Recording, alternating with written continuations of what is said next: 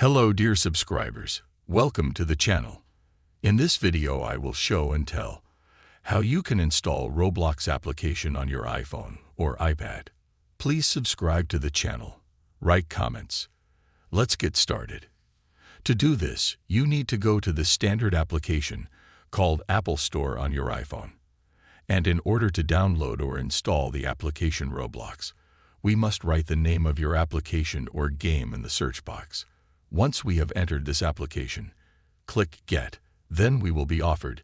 It will be necessary to enter the password from Apple ID, or use the fingerprint or use Face ID. You enter the password. After that, you'll get a download like this, as you can see right now. And you have to wait.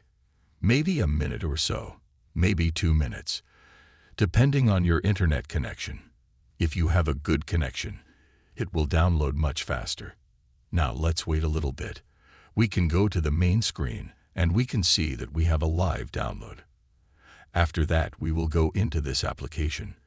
And now you and I can either register here or we can log into an existing account and start playing. This is the simple, easy way.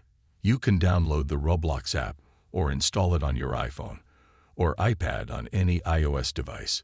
If you like this video, give it a like, subscribe to the channel. See you later.